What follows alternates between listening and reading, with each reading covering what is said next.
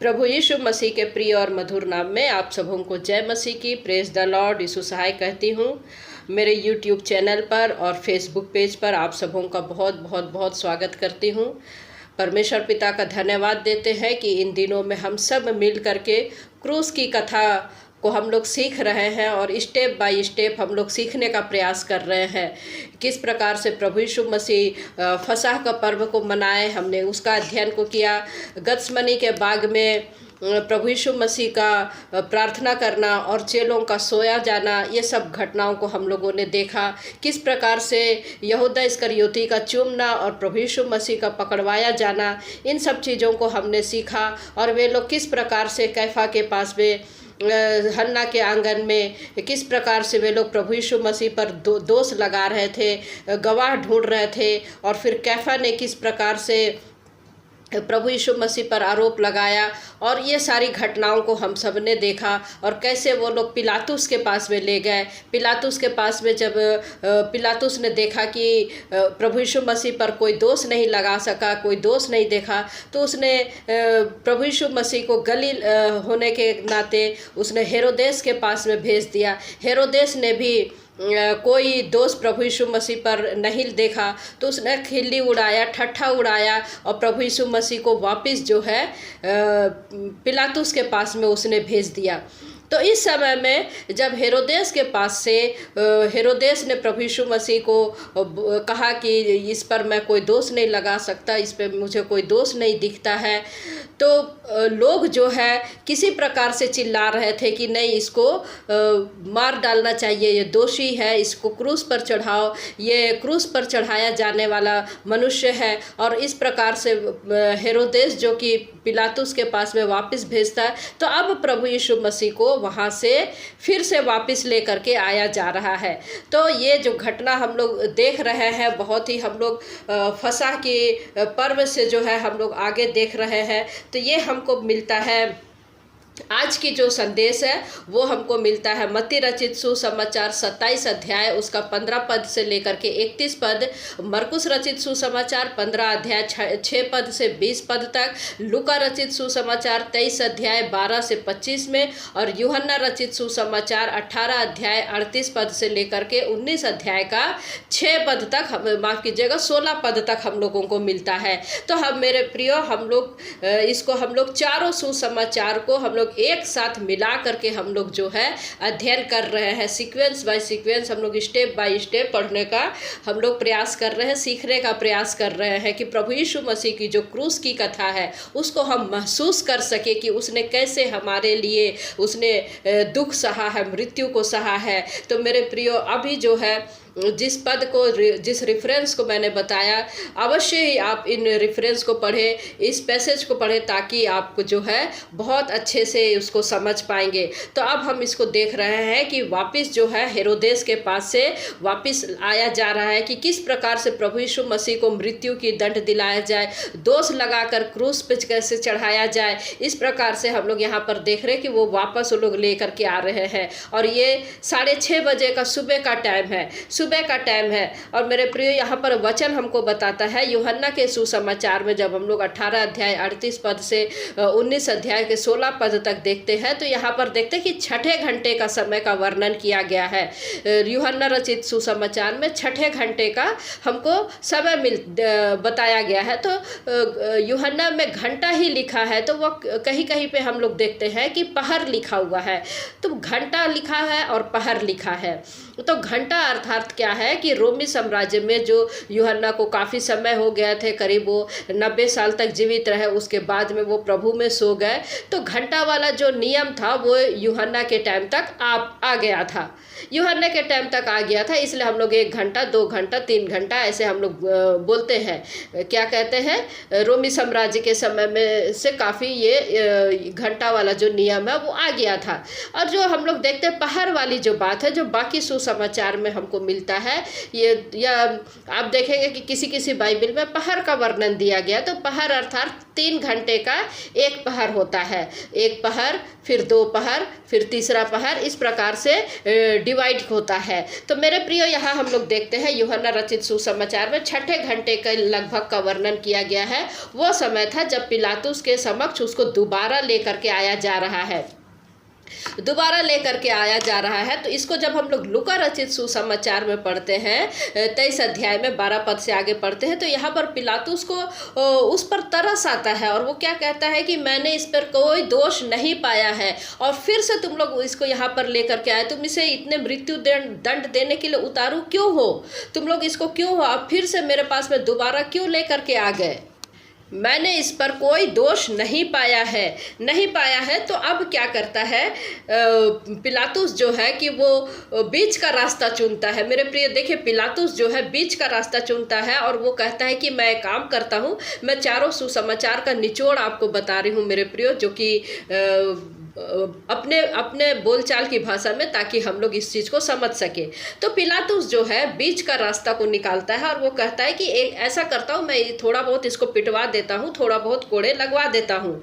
तो इस पर वे लोग नहीं मानते हैं। वे लोग क्या कहते हैं, पिलातुस के आगे क्या कहते हैं कि इसको क्रूस पर चढ़ाया जाए, क्रूस पर चढ़ाया जाए। तो यूहन्ना रचित सुसमाचार में हम लोग देखते हैं कि पिलातुस क्या कहता है कि चूंकि यह फसह का पर्व का समय है और इस फसह के पर्व के समय की जो रीत है, ये जो रीत है उसको हम लोग क्या देखते हैं कि एक कैदी को छोड़ा जाए, एक बंदी को छोड़ा जाए। तो मैं ऐसा करता हूँ कि तुम लोग के जो ये यहूदियों का राजा है, क्यों ना तुम इसी को छुड़वा लेते हो, या क्यों ना मैं इसी को छोड़ दूँ।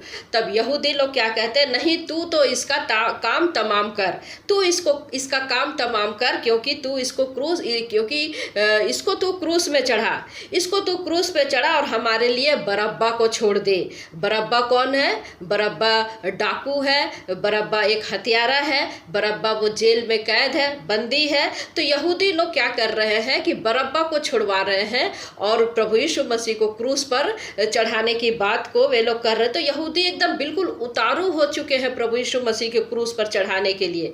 लेकिन देखिए, पिलातुस जो कि यहूदी नहीं है, फिर भी वो प्रभु यीशु मसीह के साथ में सहानुभूति कर रहा है, फिर भी वो प्रभु यीशु मसीह को सहानुभूति कर रहा, क्योंकि उसको समझ आ गया है कि ये धर्मी पुरुष है।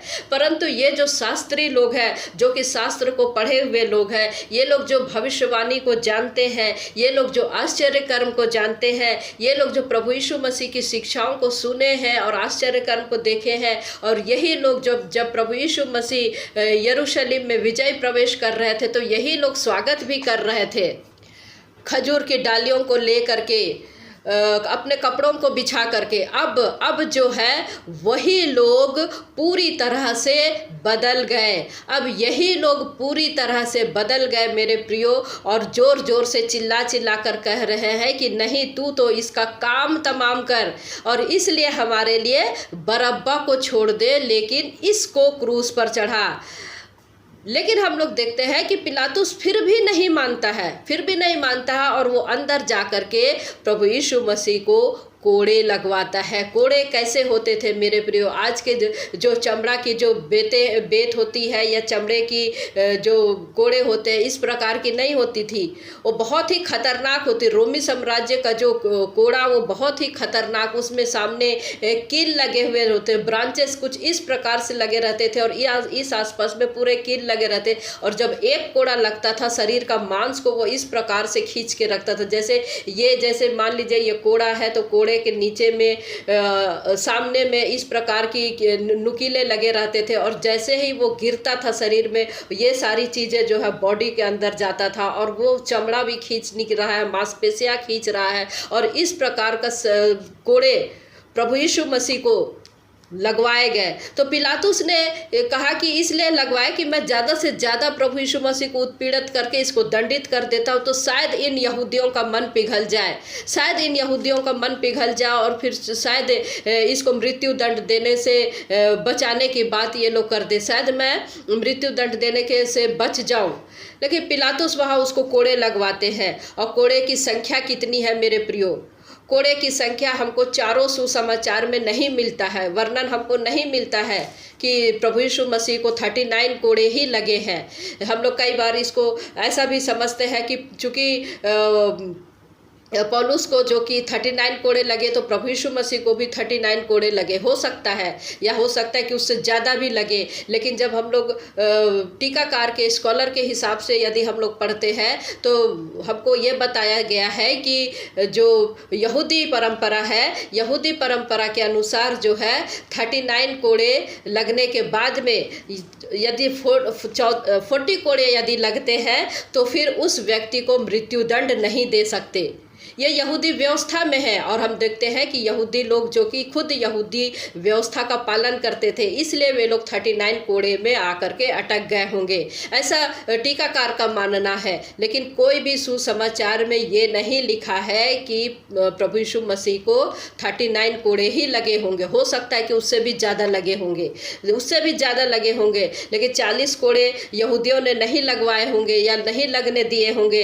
हो सकता है कि वे लोग रोक दिए होंगे। यदि 40 कोड़े लगते तो फिर प्रभु यीशु मसीह को मृत्यु दंड नहीं दिलवा सकते थे, क्योंकि वे लोग खुद व्यवस्था पर चलने वाले लोग थे। तो यहाँ पर प्रभु यीशु मसीह की हालत जो कि बहुत ही खराब है, बहुत ही खराब है। सुबह का 6:30 बजे का समय है, पूरी रात वो जगा हुआ है पिलातुस के पास में, फिर हेरोदेस के पास में, उसके पहले हम लोग देखते हैं कि वो कैफा के पास में है, उसके पहले वो हन्ना के पास में है। इस प्रकार से हम लोग देखते हैं। फिर अभी जो है वो पिलातुस के पास में है, हन्ना के पास में हम लोग देखते हैं मेरे प्रियो, वो उसकी आंगन में कितनी तकलीफ को वो सह रहा है, कितनी तकलीफ को वो सह रहा है। उसके आंखों में पट्टी बांधा हुआ है, उसके ऊपर में लोगों ने थप्पड़ मारे हैं, लोगों ने घूंसे मारे हैं, लोगों ने ठट्ठा उड़ाया है। लोगों ने कहा कि यदि तू भविष्यवक्ता है तो बता कि तुझे किसने मारा है, तुझे किसने घूंसे मारे हैं, यदि तू भविष्यवक्ता है तो बता। तो इस प्रकार के प्रभु यीशु मसीह पर ठट्ठा उड़ाया गया है मेरे प्रियो। कैफा के हम लोग देखते हैं कि कैफा ने जब जैसे ही वस्त्र को फाड़ता है,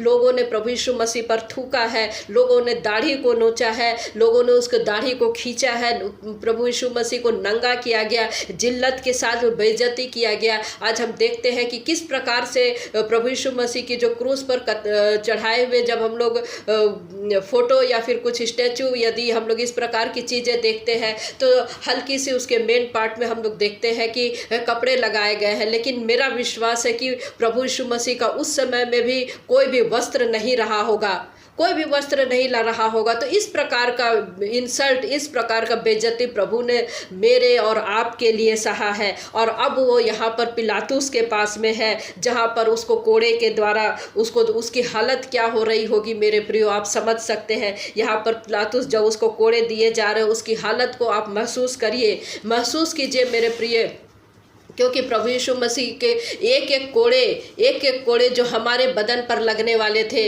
वो प्रभु यीशु मसीह ने अपने ऊपर में लिया। हम क्रूस की कथा को देख रहे हैं, हम क्रूस की कथा को महसूस कर रहे हैं मेरे प्रियो। क्रूस की कथा को यदि आप जब सुन रहे हैं उसको महसूस कीजिए, प्रभु यीशु मसीह की तकलीफ़ को महसूस कीजिए, प्रभु यीशु मसीह की परेशानी को महसूस कीजिए, उसकी बेइज्जती को महसूस कीजिए जो प्रभु ने मेरे और आपके लिए उठा करके प्रभु ने सहा है। जिसको यशायाह नबी ने कहा है कि उसने हमारे पापों के लिए कोड़े खाए ताकि मैं और आप आत्मिक चंगाई को प्राप्त कर सके। तो ऐसा है हमारा पिता प्रभु यीशु मसीह। हे पिता परमेश्वर, हम तेरा धन्यवाद करते हैं कि तूने शरीर में हो करके बहुत तकलीफ़ों को सहा, बहुत दुख को सहा है। उसने हमारे लिए उद्धार का रास्ता खोल दिया कि उसके मारे जाने से, कोड़े खाने से हम लोग आत्मिक चंगाई को प्राप्त करते हैं। प्रभु हम उसको याद करते हैं, हम उस चीज़ को याद करते हैं, हम महसूस करते हैं मेरे पिता परमेश्वर। अब विनती करते कि तू हमें ऐसी शक्ति दे, ऐसी सामर्थ्य दे कि हम तेरे वचन को दृढ़ता से थामे रहे, तेरे वचन के अनुसार हम चलने पाए और तेरे दुख को और मृत्यु के मर्म को हम सब जानने पाए और उस पे हम बलवंत होने पाए। ऐसी हमारी सहायता प्रभु करे। आमीन आमीन आमीन। तो हम ऐसी प्रार्थना करते, उसके बलिदान को व्यर्थ न जाने दे, उसके कोड़े खाए जाने को हम व्यर्थ न जाने दे, और हम अपने आप को जो कोड़े खाए हैं उसके अंदर में हम महसूस करके अपनी आत्मिक चंगाई को प्राप्त कर सके, हम नम्र बन सके, दीन बन सके, आत्मिक चंगाई को जो प्रभु हमको देता है उसको हम प्राप्त कर सके। ऐसा हम प्रभु यीशु मसीह से प्रार्थना करने पाए। हे पिता, हम तेरा धन्यवाद करते हैं। तो यहाँ पर हम लोग देख रहे हैं कि कैसे प्रभु यीशु मसीह ने हमारे लिए तकलीफ़ों को सहा है। पिलातुस ने कोड़े लगवाए हैं और प्रभु ने किस प्रकार मेरे और आपके लिए दुख को सहा है। उसके बाद में सिपाहियों ने कांटों का ताज को गूंथ करके प्रभु यीशु मसीह के सिर पर धंसा दिया। एक एक कांटा उसके सर में धंस गया और वो दर्द और पीड़ा से वो चला रहा था। दर्द और पीड़ा से वो सह रहा था। किसके लिए? मेरे और आपके लिए, क्योंकि वो अपने पिता की इच्छा को पूरा करना चाहता था। वो मुझे और आपको वो प्रेम दिखा रहा था। मुझे और आपको वो प्रेम दिखा रहा था। पिता परमेश्वर की इच्छा को पूरा करने के द्वारा मुझे और आपके लिए अनंत जीवन को वो ले करके आ रहा था। मेरे और आपके लिए वो अनंत जीवन को ले करके आ रहा था। वो जयवंत हमको और आपको देना चाहता है कि हम प्रभु यीशु मसीह में हो करके जयवंत को प्राप्त कर सके और वो दुख और दर्द जो प्रभु यीशु मसीह ने हमारे लिए सहा है, हम उसमें हो करके अनंत जीवन को प्राप्त कर सके। तो कैसे प्रभु यीशु मसीह ने कांटों का ताज को पहना। मेरे प्रियो, जब हम लोग यूहन्ना रचित सुसमाचार 19 अध्याय उसका 2 पद में देखते हैं तो वहाँ पर हम लोग देखते हैं कि वहाँ उसको बैजनी वस्त्र पहनाया गया। लेकिन हम लोग जब मत्ती रचित सुसमाचार 27 अध्याय उसका 28 पद को देखते हैं तो वहाँ पर लिखा है कि लाल रंग का उसको वस्त्र पहनाया गया। तो ये लाल रंग का वस्त्र, बैजनी रंग का वस्त्र, जो कि दोनों का कॉम्बिनेशन को हम लोग करते तो इस प्रकार की जो वस्त्र है एक वैभवता को दिखाता है, अर्थात जो राजश्री वस्त्र है तो उसको वो लोग पहनाए और किस प्रकार से उसको यहूदियों का राजा करके प्रभु यीशु मसीह का ठट्ठा उड़ाने लगे, मजाक उड़ाने लगे। अभी भी अभी भी पिलातुस चाहता था कि उसके ऐसी हालत देख करके शायद लोगों को या शायद इन यहूदियों का मन पिघल जाए। लेकिन ये लोग जो है प्रभु यीशु मसीह को सजा देना ही चाहते थे।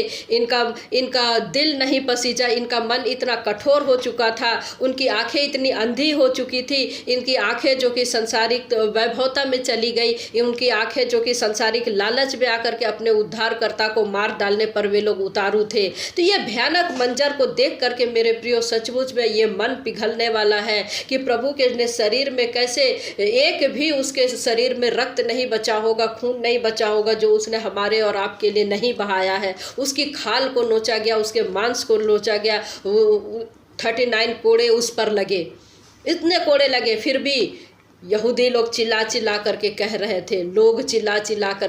थे, कि इसको क्रूस पर चढ़ाया जाए, इसको क्रूस पर चढ़ाया और हमारे लिए बरअब्बा को छोड़ दे। और जब लोग चिल्ला रहे थे, प्रभु को मारने पर उतारू थे, फिर पिलातुस ने बाहर निकलकर लोगों से कहा, देखो मैं उसे तुम्हारे पास फिर लाता हूँ ताकि तुम जानो कि मैंने उसमें कोई दोष नहीं पाया। तब यीशु पर कांटों का और ताज और हम लोग देखते हैं कि बैजनी वस्त्र को पहना करके पिलातुस जो कि निकालता और क्या कहता, देखो ये पुरुष, तुम इसे मारना चाहते हो, देखो मैंने इसकी हालत कैसे कर दी है, देखो मैंने इसकी हालत कितनी खराब कर दी है, देखो मैंने इसको कांटों का ताज पहनवाया है, देखो मैंने कोड़े मरवाए हैं, इसके दाढ़ी नोचवाए हैं, देखो मैंने इस पे थप्पड़ लगवाए हैं, अब देखो तुम्हारे सामने दोबारा मैं इसको ले करके आया हूँ, देखो वही पुरुष है। और जब हम यूहन्ना रचित सुसमाचार 19 अध्याय 6 पद से जब हम लोग आगे पढ़ते हैं तब कहता है, जब प्रधान याजकों और प्यादों ने उसे देखा तो चिल्ला कर कहा, उसे क्रूस पर चढ़ा।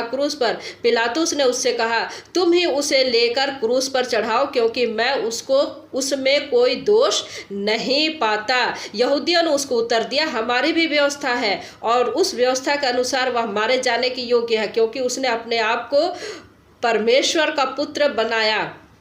जब पिलातुस ने यह बात सुनी तो और भी डर गया और फिर किले के भीतर गया और यीशु से कहा, तू कहाँ का है? परंतु यीशु ने उसे कुछ भी उत्तर ना दिया। इस पर पिलातुस ने उससे कहा, मुझसे क्यों नहीं बोलता? क्या तू नहीं जानता कि तुझे छोड़ देने का अधिकार मुझे है और तुझे क्रूस पर चढ़ाने का भी अधिकार है? कितनी तरह की बातें यहाँ पर हम लोग देख रहे हैं मेरे प्रियो। यहाँ पर क्या कह रहा है? प्रधान लोग चिल्ला रहे हैं, याजके चिल्ला रहे हैं, प्यादे लोग चिल्ला रहे हैं कि प्रभु यीशु मसीह पर क्रूस पर चढ़ा।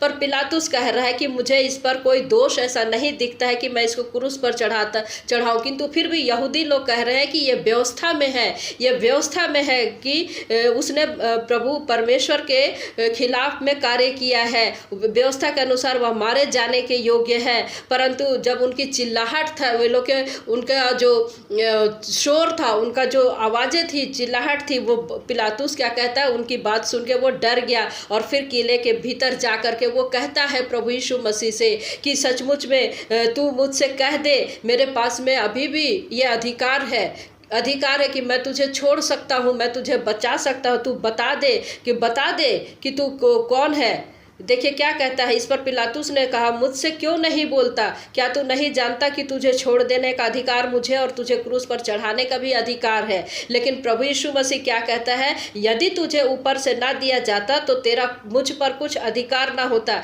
इसलिए जिसने मुझे तेरे हाथ पकड़वाया है उसका पाप अधिक है। तो यहाँ पर हम लोग देख रहे हैं कि पिलातुस इतना होने के बाद भी वो छोड़ देना चाहता है। वो कह रहा है कि तू मुझे बता, मैं तुझे अभी भी छोड़ सकता हूँ, तू मुझे बता। परंतु हम लोग देखते हैं कि प्रभु यीशु मसीह ने क्या कह रहा है कि यदि तुझे ऊपर से ना दिया जाता तो तेरा मुझ पर कुछ अधिकार ना होता, इसलिए जिसने मुझे तेरे हाथ पकड़वाया है उसका पाप अधिक है। उसका पाप, तुझे जो करना है तू कर, कहने का अर्थ है कि तुझे जो करना है तू कर, पर मुझे जो कहा गया है, जो सर्वशक्तिमान परमेश्वर की तरफ से कहा गया है वो मैं करूँगा, क्योंकि मैं अपने पिता की इच्छा को नहीं टाल सकता। पर यहाँ पर हम लोग देखते हैं कि लोग जोर जोर से चिल्ला रहे हैं कि उसको क्रूस पर चढ़ाया जाए, उसको मृत्यु दंड दिया जाए। और फिर अब हम लोग 12 पद में देखते हैं कि वो लोग पिलातुस को उसके कर्तव्य बता रहे हैं कि यदि तू इसको छोड़ेगा तो तेरी भक्ति कैसर की ओर नहीं, जो कोई अपने आप को राजा बनाता है वह कैसर का सामना करता है। उसको अपना कर्तव्य सिखा रहे हैं। यदि तू कैसर की ओर से कार्य नहीं करेगा तो तू निष्ठावान नहीं है। तब ये सब बातें सुन करके पिलातुस जो है यीशु को बाहर लाते हैं और उस जगह पर एक चबूतरा है, वहाँ इब्रानी में गबत्ता कहलाता है, वहाँ न्याय का आसन है, वहाँ पर वो बैठ जाता है। फसह की तैयारी का दिन था, 6 घंटे के लगभग का था, और उसने कहा देखो तुम्हारा राजा। और हम देखते हैं कि परंतु वे चिल्लाए, ले जा उसे क्रूस पर चढ़ा। पिलातुस ने उनसे कहा, क्या मैं तुम्हारे राजा को क्रूस पर चढ़ाऊं? प्रधान याजकों ने उत्तर दिया कि कैसर को छोड़, हमारा कोई और राजा नहीं। तब उसने उसे उनके हाथ सौंप दिया ताकि वह क्रूस पर चढ़ाया जाए। किस तरीके से हम देखते हैं कि ना तो पिलातुस ने और ना ही रोमी साम्राज्य ने प्रभु यीशु मसीह को क्रूस पर चढ़ाया, लेकिन हम देखते हैं कि उसके अपने लोग, अपने जाति के लोग, अपने भाई लोग उसको प्रभु यीशु मसीह को क्रूस पर चढ़ाए। पिलातुस कभी नहीं चाहता था, आखिरी तक वो नहीं चाहता था और वो बचाना चाहता था प्रभु यीशु मसीह को, किंतु प्रभु यीशु मसीह की योजना थी, परमेश्वर की योजना थी। हम ये नहीं कह सकते मेरे प्रियो कि मनुष्य की योजना है, क्योंकि प्रभु यीशु मसीह को प्राण देने का भी अधिकार है,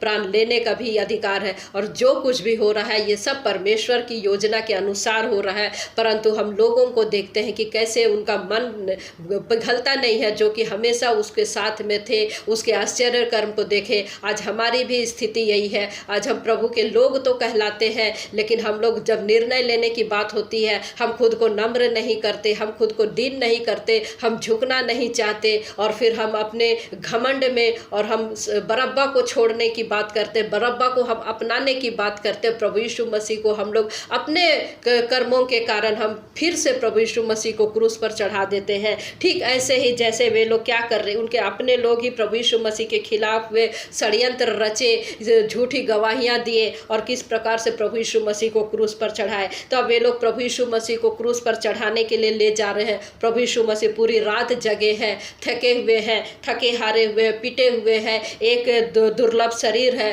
कांटों की ताज से छलनी हो चुकी है, कोड़े से मार खाया हुआ पूरा शरीर है, पूरा लहू लुहान है, दाढ़ी नोची गई है। अब वो क्रूस पर चढ़ने के लिए आगे जा रहे हैं। अब इसके बाद की जो कथा है मेरे प्रियो, क्रूस की कथा है, हम इसको नेक्स्ट वीडियो में देखेंगे। तो प्रभु करे हम में से हर एक को सहायता दे कि हम उसके समान नम्र और दीन बन सके और प्रभु के राज्य में अपने आप को समर्पित कर सके। तो जय मसीह की, प्रेज द लॉर्ड। प्रभु आशीष दे, आशीष करे।